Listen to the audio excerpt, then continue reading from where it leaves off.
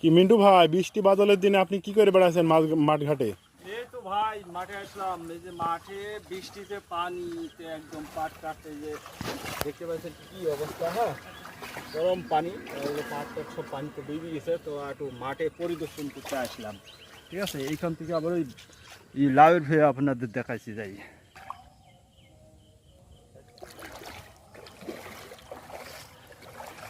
লাউয়ের কি অবস্থা মুরব্বী? এই যে দেখতেই পাচ্ছ লাউয়ের খুব খারাপ অবস্থা। হ্যাঁ, এই যে এই প্রায় 1 মাস যাবতে পানি হওয়াতে খুবই খারাপ অবস্থা। এই যে এইভাবে যদি এতক্ষণ পানি যদি এই লাউয়ের ভেতর থাকে তাহলে কি আর লাউ গাছ বেঁচে থাকে? তারপর তো বেঁচে আসে, তো মনে হয় থাকবে না। এই কৃষিতে খুবই এবার যারা সবজি ফসল করছে এদের খুব লস হবে এবার, যা বোঝা যাচ্ছে আর কি। এখন সবজি ফসল বাদ দিয়ে কি এখন মাছ ধরতে হবে নাকি? সেরকমই ভাব। যে অবস্থা দেখছি যে তো মাছ চাষ করা ছাড়া কোনো উপায় দেখছি নি। তো চরম পানি, মানে চারিপাশে সব পানি, প্রচুর টুসুর এদিকে সব তো দেখাচ্ছি আপনাদের, সবই পানি, পানি ছাড়া আর কোনো কিছু নাই।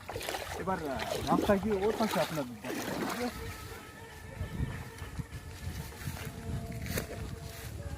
এই যে রাস্তায় উঠে পড়লাম, আবার এই যে রাস্তা থেকে দেখা যাচ্ছে ওই পাশে লাউয়ের ভেয়ে আপনাদের দেখাবো। ঠিক আছে, রাস্তাটা রোদার দেখি না, সুন্দর। আমাদের এলাকা অনেক সুন্দর, অনেক।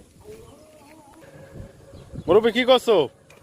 এই যে এখানে নামলাম, এখানে নামি দেখছি যে কলার গাছটা আবার ভেঙে গেছে। হ্যাঁ, পানিতে চরম বৃষ্টি হয়েছে। ধান কি তুমি লাগিয়েছো? বৃষ্টির কারণে ভেঙে গেছে। গাছ লাগিয়েছে আমার ভাইয়ে। ও, ভাইয়ের ধানটাও আমার ভাইয়ের, বড় ভাইয়ের। তো গাছ তো পড়ে গেছে, এবার কারেন্টটা কেবল বেরোচ্ছে আর কি। হ্যাঁ, এই মুহূর্তে ভেঙে গেছে। তো যাই হোক, কলা গাছটাই হবে এই বর্ষা বাদলিতে। এই যে দেখতে পাচ্ছেন আরেকটি লাউয়ের ভেয়ে আসলাম রাস্তা থেকে নেমে। তো কি অবস্থা দেখেছেন, পানিতে একদম সব ভাইসা গেছে। এই যে তলের কি অবস্থা, এই যে টইটুম্বো, পানিতে একেবারে টইটুম্বো। এই যে লাউটাও কি আর হবে বলেন তো? এই গাছ যদি এরকম ডুবি থাকে, গাছ তো সব মারা যাবে। আর মারা গেলে তো মনে করেন যে গাছ লাউ পচে যাবে সব।